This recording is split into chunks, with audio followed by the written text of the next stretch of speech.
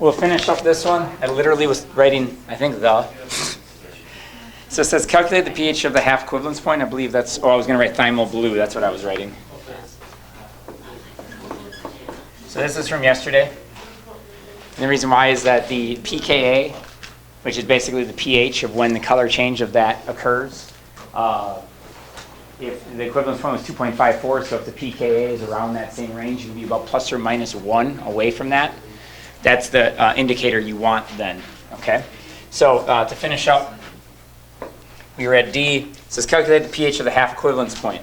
Well, the pH of the half equivalence point, you got to remember, and I finally got those scores in, which 3 of you still have not taken the test. So your scores are right now to 30. A half equivalence point is half the volume, but it's not half the pH. But the half equivalence point is always the pKa. So if I just take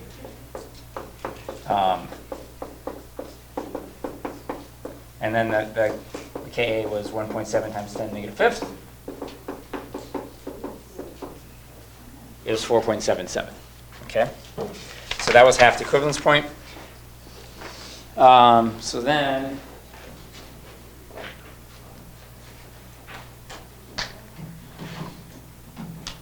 it said the initial pH of the equivalence point are plotted in the graph below. Accurately sketch the titration curve on the graph below. Mark the position of the half equivalence point on the curve with an X. So, unfortunately, I can't scroll this down right now, but if you have the dot here, looks like the dot's right here, and then there's one way down here, it should look something. And then if you want to level it out, you can. You don't really know where that is, but that's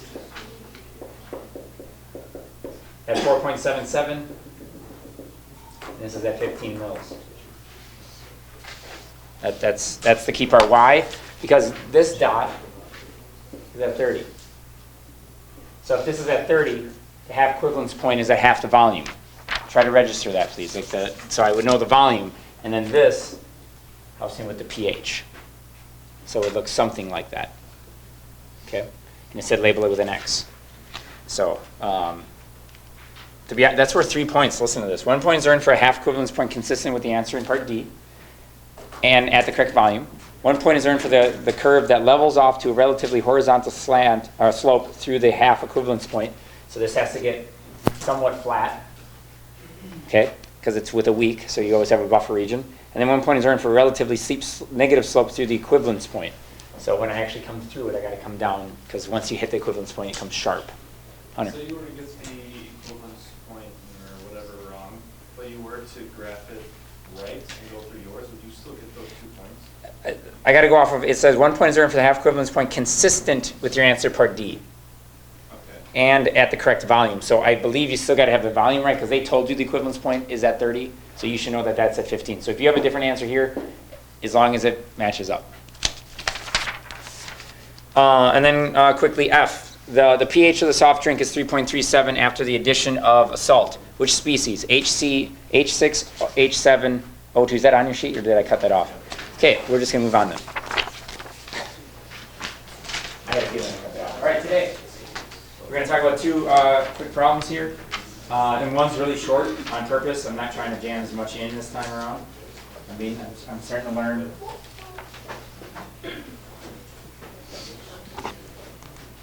Of course that wouldn't work. Why would that work?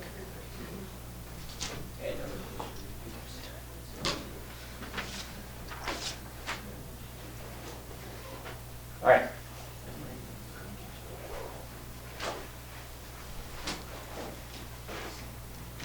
So this is also from last year's test. So it has a picture of some glass wool, solid catalyst. If you ever see this contraption at all, this is a gas trough. Basically, you're gonna create gas, and you're bubbling through water displacement, meaning that gas is bubbling through a tube and pushing water out.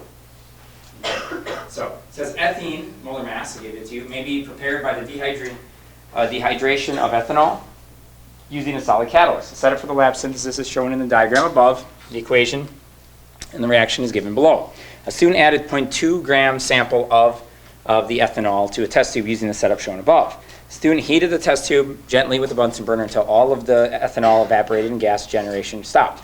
Once the reaction stopped, the volume of the gas collected was that liter is those pressure, that temperature. The vapor pressure of the water is at 305 K at 35.7 torr. Okay, there's a lot of stuff going on. What you got to do is just realize that that information is going to be useful, and we'll go from there.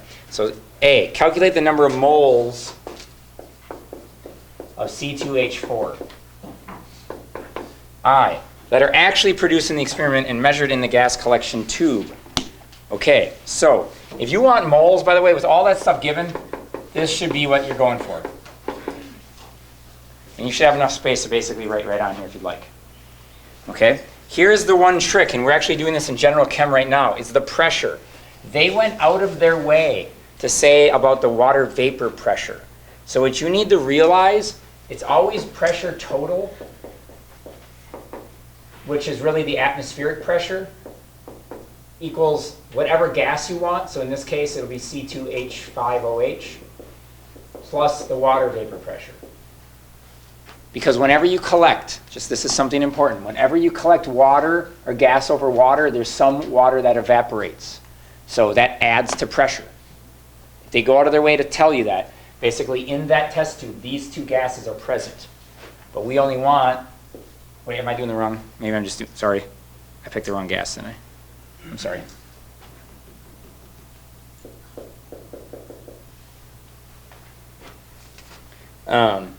So I need to get that. I got to find the numbers now.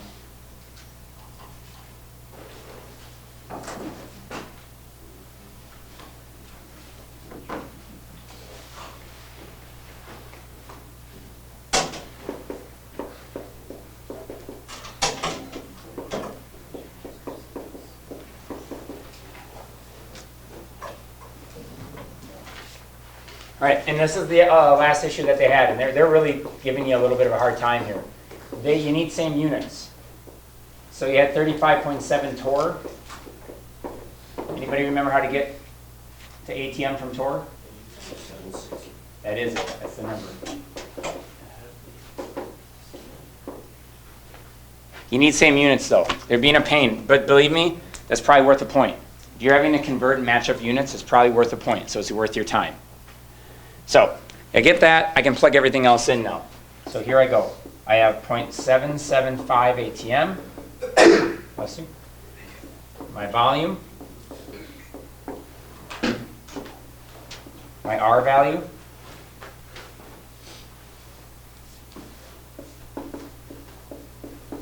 And my temperature.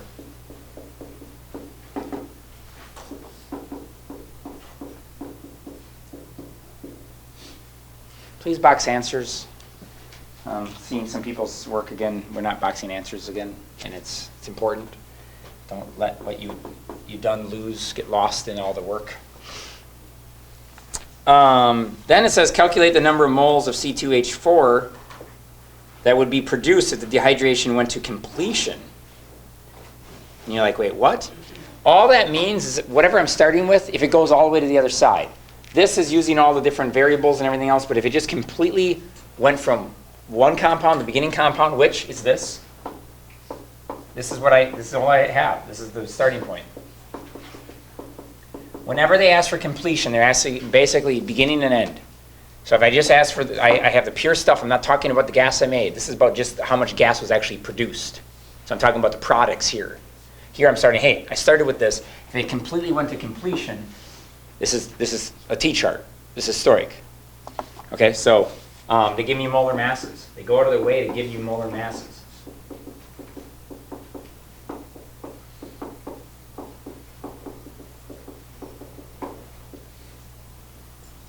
And then it's a 1-to-1.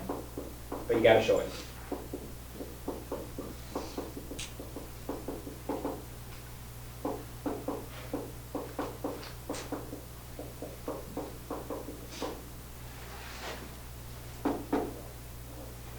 It should make sense that there's more. Why? Because the problem said to complete to the completion. First one was just saying, hey, this is how much was produced. The second one saying, what would it be if it's total completion? They're using both of those to help you with the next problem. And this is more about helping you set it up. The second one's going to be really short. Yeah. Kevin. Does it matter that what they give you is the liquid and the equation is gas? Where is it a liquid? The student added to 0.2 gram sample of C2H5OH liquid. Good call. The student heats the test tube gently with a Bunsen until all of the C2H5OH L evaporated and gas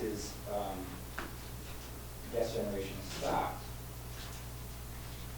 I guess what we need to assume then, which we've talked about a little bit throughout the year, is that a lot of times what has to happen is there's got to be a hidden step that our liquid has to turn to gas before it can react. Like, I don't know if you remember when we did, oh my gosh, so Born-Haber cycles. It's like, wait, what? We had to take metals. When you take Mg and combine it with O, M actually has to go from a solid to a gas. It has to actually sublime. We just don't ever think about that. So it's a good question and definitely a confusing point. It doesn't indicate anything else, to be totally honest. So there's nothing else there's nothing else we can do about it, but it's definitely an awesome question because, yeah, it says it's a liquid and now all of a sudden it's a gas. So unfortunately, hopefully that doesn't slow you down. Calculate the percent yield of C2H4 in the experiment. Okay, guys, percent yield is what you made over what should have been made. What was made, what should have been made. It's not percent error. Percent error is the actual minus the actual minus theoretical over theoretical. This is this is yield. So it's like a percentage, like a free throw percentage. So you take what was created over what should have been created, and that's your percent yield. Regardless, you should get this one right, even if you botch these numbers. If you don't get a number, you got to say then assume blank moles. Assume blank moles. You should know percent yield. So I get that. It ends up being 60.8%. It's just one over the other. It's just 1 point.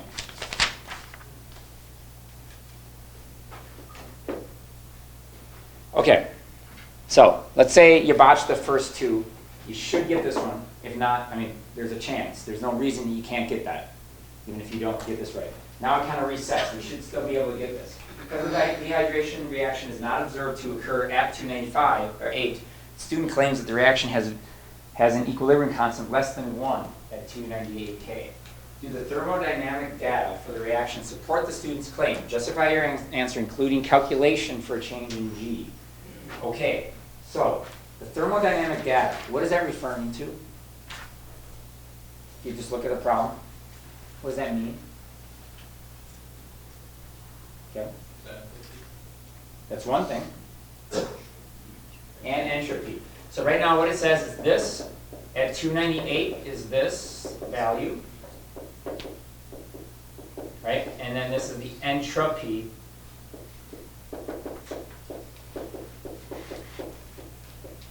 Okay? So that is the thermodynamic data. And it's saying it's at those conditions instead.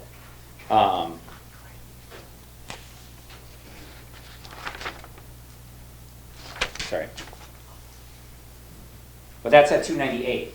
Do the thermodynamic data for the reaction support the student's claim? Justify your answer, including calculation for change in G at 298. So does it claim, because the dehydration reaction is not observed, the student claims, sorry, I keep forgetting what he's actually claiming, that K is less than 1. What does that mean to be at 1, or be less than or greater than 1? Let's talk about K. You need to be able to know that. What does K mean? K means products over reactants. Okay? Whenever we're talking about entropy, or free energy, we're talking about if it's favored or not. So in a reaction like this, if it's favored, what's going to be created? Maybe a precipitate, but more generally, products, right? If it's favored. So if it's less than 1, what are they saying? He's saying, this is what the student's saying, right? Like, that's how you need to interpret that. So the student's claiming that. Wait, it's saying it's not favored. So, do we support that or not? Or what's the ultimate one that helps support it? S, H, or G is the one that supports whether or not it goes forward or back. G. So, what's my equation? It's on your sheet, but we should know this definitely as we continue on. So we just plug them in. We're literally plugging them in. Like, you don't need to do anything else. Luke, what do I have to make sure I do? Proper units. I'm going to go joules on this.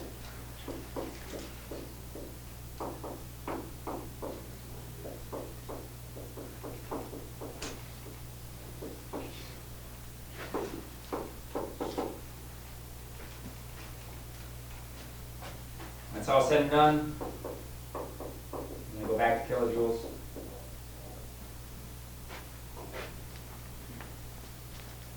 So, does that support the student's claim? G is positive, so yes or no? Yes. To be negative, that means it would be favored to the right. But it's positive, so it's favored to the left. I mean, this shows up all the time. Have those down. Mr. Gussie. Yes, sir. So if G is negative, does that mean it's spontaneous? Yes. Right. But you'd have to know what he's saying with the K. So understand again, if K is greater than 1, then we're saying that the products are favored. If K is smaller than 1, the reactants are favored. All right. Finish this up, and then we will work on the other one, and then we'll get into actual class. And I'll give you, if you need to quickly use your 5 minutes or whatever, I'll give you some of it too. Lewis electron dot diagram for C2H4 is shown below in the box on the left. In the box on the right, complete the Lewis electron dot diagram for C2H5OH by drawing in all the electron pairs. Diagram should include all bonding pairs. A line may be used to represent an electron pair. Draw it out. Can you do it? You should be able to. If you're waiting for me, that you need to draw it. Wait, what's already given to you?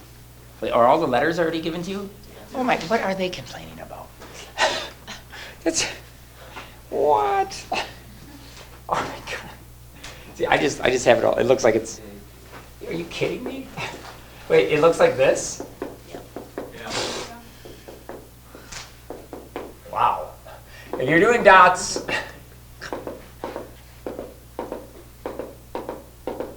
it would look like that. I don't quite get the problem, to be honest with you. All right.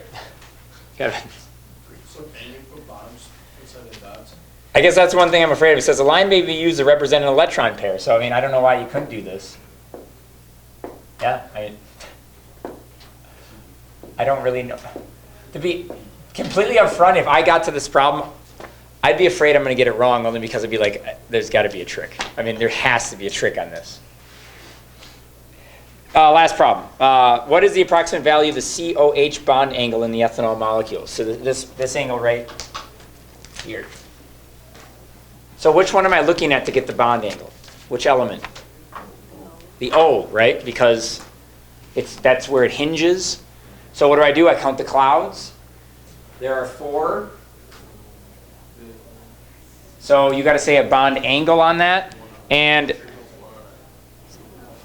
what they wrote is wrong.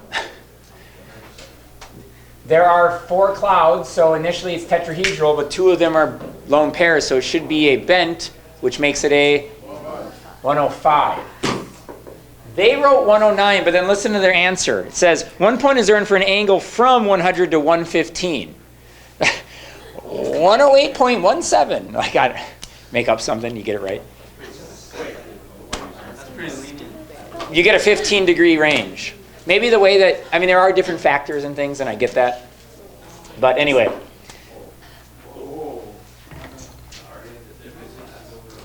Yeah, there's other. He's good. Don't judge. Wait, there's more than APM. All right, we're going to quickly do the other problem, and then we'll take a small little break. We'll talk about, you need to pick up some stuff from me. What number is the second one in the back? There's an F? Okay, let's do F. Kevin wants to do F. We'll do that.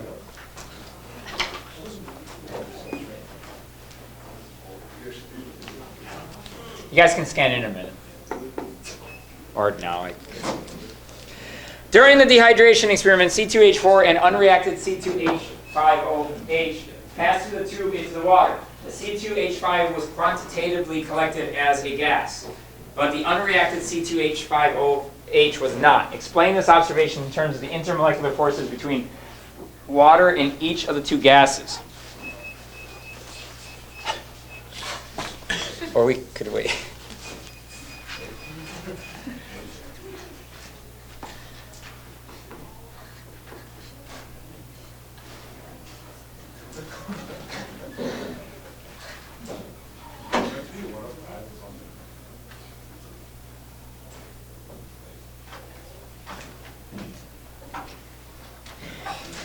Okay, so basically all you're saying is why C2H5 dissolved or C2H5OH dissolved. Like why, during the dehydration, let me just read it again. The C2H5 and unreacted C2H5OH passed through the tube into the water. C2H5 was quantitatively collected as a gas, but the unreacted C2H5OH was not.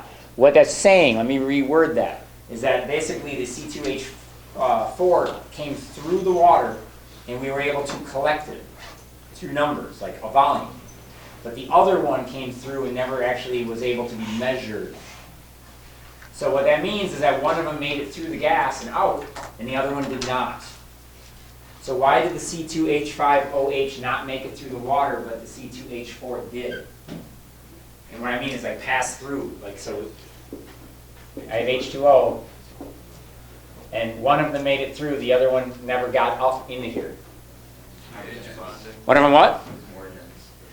Not dense. It's a good idea. Well, okay, but what's actually happening to this one? It dissolved. So the one that, you're right, Molly, it has H bonding, or anyone else who said it as well? That one has H bonding, so what did we talk about yesterday? About it'll have interaction, or interactive forces with the water. And that's why it's soluble. You can use that term. Whenever you're talking about something dissolved, you got to talk about why it can dissolve with the solvent. So water has H bonding, so does that, so it's high interaction. And what about the other one? C2H4 or whatever. What is it? It's non-polar, it has London, it won't interact with water, it's not soluble. You can basically list like two of those. But I guess, I don't think it's hinted this way. You have to realize, wait a minute, one of them dissolved and the other one did not. Don't get thrown off by the whole quantitative. That just means to measure. Okay? All right. The other one's short, so I think we can do that quickly before we get into our class today. What number is that actually? Is it 6? Okay.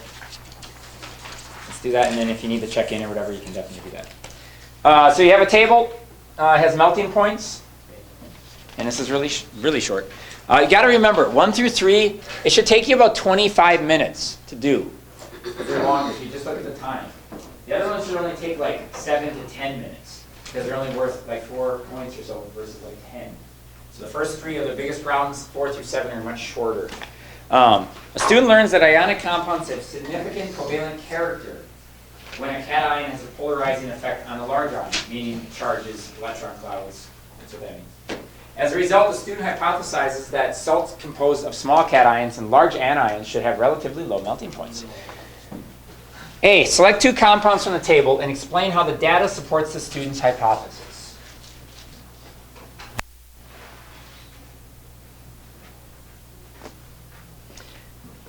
So, I will repeat that one more time. As a result, the student hypothesizes that salts composed of small cations and large anions should have relatively low melting points. They said they learned that ionic compounds have significant covalent character, meaning sharing, when a cation has a polarizing effect on a large ion. So, we can take the first 2, I guess. So Li and Ki, we could say.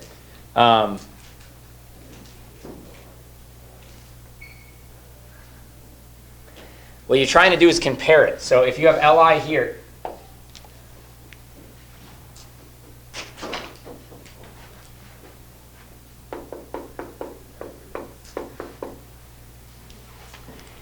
the key is with this is that you should be looking at it in terms of trying to find the ones that are sharing the same anion. So the second 2 have the same anion, or the first 2 have the same anion. But why the first 2 are the best examples? Because these are small and iodine's really big. And it's talking about a large anion and a small cation.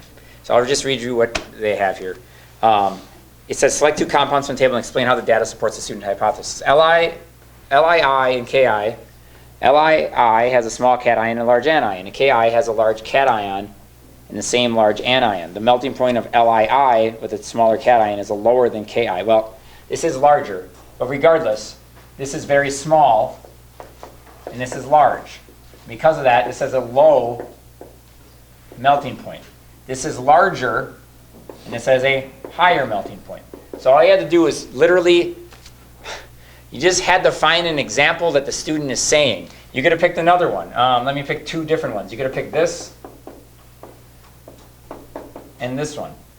Totally different ones. This is 449. This says 993.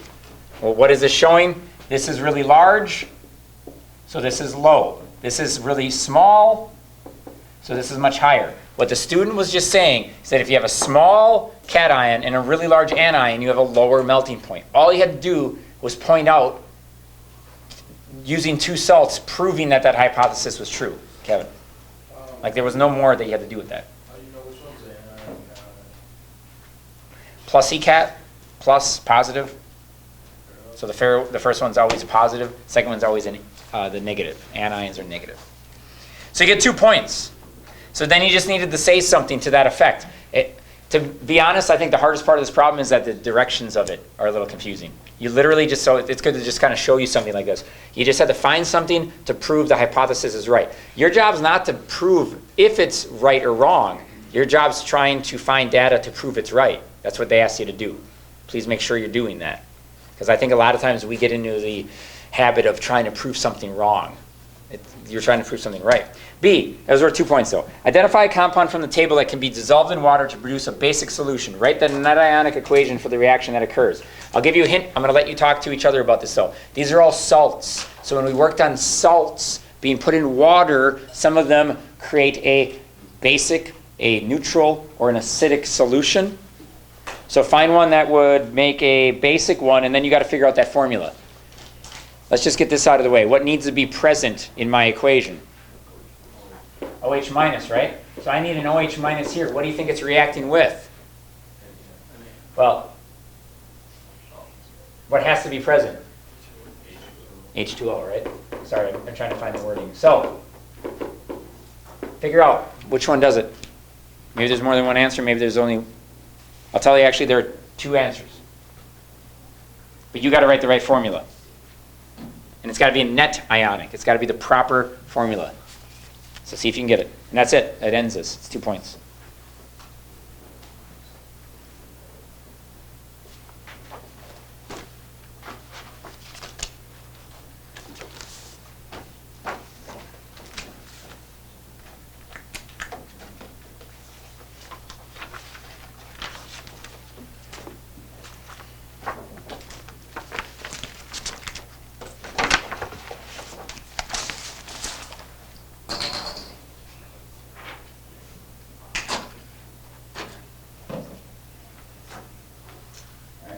What's one option? Steve, what do you have for one? NAF? I will take that one. There's one other option. Anybody else have a different one? What, Miranda? No. Good idea. Yeah? It didn't not be anything with iodine because I create HI, which is a strong acid. Correct. So then, hey, LIF. Why? Because HF is a weak acid. Why is it a weak acid? Because F is so strong that it will not give up the H very easily. Okay? So, that is the answer, and then the net ionic. This is the key on this. So if you wrote it down or not, to be honest, this is the only way that you will have the least amount of errors. So let's just say it's NaF. This is going to break up as an ion, right? So you have Na, you have F, okay, right? So something has to be created. Something has to be destroyed. This has an H that has to come off of it. So this is the easiest way I know how to do this. It has to bond to something that is negative. So I have to use a negative ion to make this relationship work.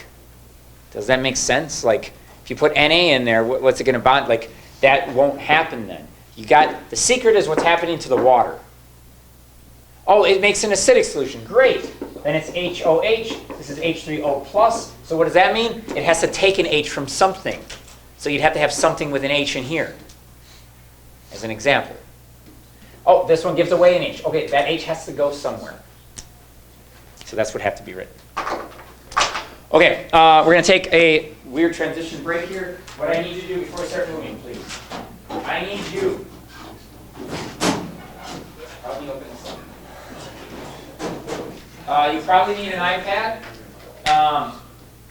Miranda, Kevin, and Hunter, we're doing this a little differently because you guys did different tests. So yours isn't right here. I'll get you yours in a second. If you guys want to sit together, though, that might help you.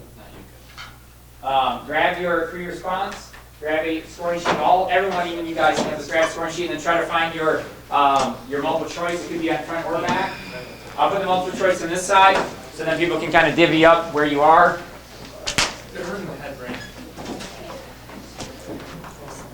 Hunter, can you quickly just turn off the back of the camera, please? I know,